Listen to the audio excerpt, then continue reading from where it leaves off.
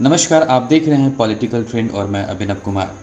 BJP कार्य समिति की बैठक हुई समाप्त। आज के इस वर्चुअल मीटिंग में झारखंड बीजेपी के कई दिग्गज नेता मौजूद रहे। वर्चुअल मीटिंग में झारखंड राज्य सरकार के 7 से 8 महीने के कार्यकाल को विफल बताया। साथ ही साथ केंद्र ने जो काम किया है उसको मुख्य रूप से बयान किया गया। देखिए इस वीडियो में। कोई न कोई घटना आपके सामने होती है और सबसे खतरनाक बात कार्य समिति में आज चर्चा में आई कि जिस प्रकार से राज्य में उग्रवादियों का, अपराधियों का आपस में गठजोड़ हो रहा है, राज्य में कोई भी सुरक्षित नहीं है। भाजपा कार्यकर्ताओं की हत्याएं हो रही हैं, जनता सुरक्षित नहीं है। अभी विगत दिनों ही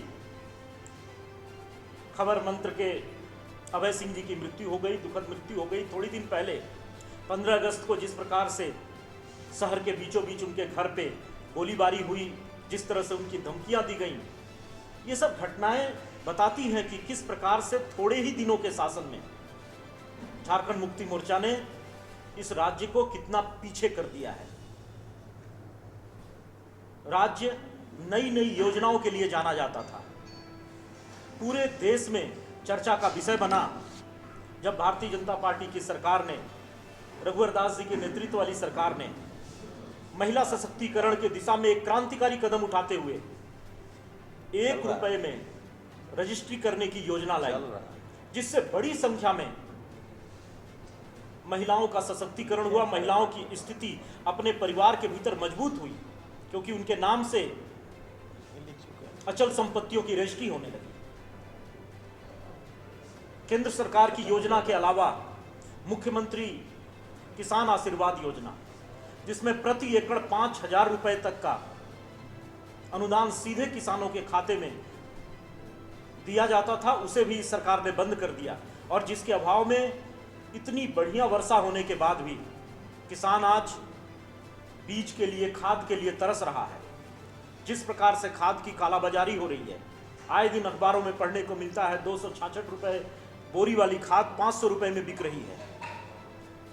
तो सभी दृष्टि से जब आप देखेंगे तो ये राज्य थोड़े ही समय में अपनी जो गति, विकास की गति जो इस राज्य ने बना ली थी, वो रुक सी गई है, बल्कि पीछे की तरफ हो गई है। आज कार्य समिति में इन सारी चीजों पे बहुत विस्तार से चर्चा हुई। वर्तमान सरकार जिस प्रकार से अलोकतांत्रिक व्यवहार कर रही है, उस पर भी कार्य समिति में चर्चा हुई।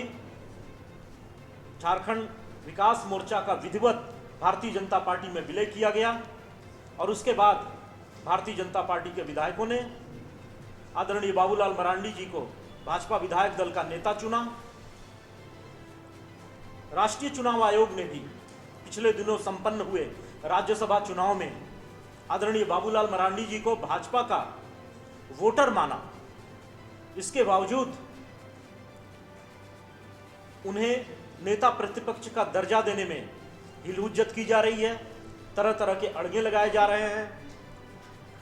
विलय के मामले को दल बदल का मामला बनाने का प्रयास हो रहा है। और सबसे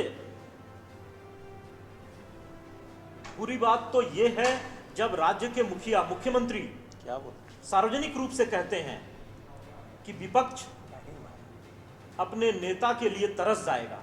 इस प्रकार के बयान की कार्य समिति ने कड़ी निंदा की और इस प्रकार का व्यवहार, इस प्रकार की सोच लोकतंत्र के लिए अच्छी नहीं है। ये कार्य समिति में सभी लोग इस पर एकमत थे। केंद्र में मोदी सरकार के दूसरे कार्यकाल का 1 वर्ष विगत मई माह में पूरा हुआ और ये 1 वर्ष एक बहुत बड़ी उपलब्धियों वाला 1 वर्ष रहा।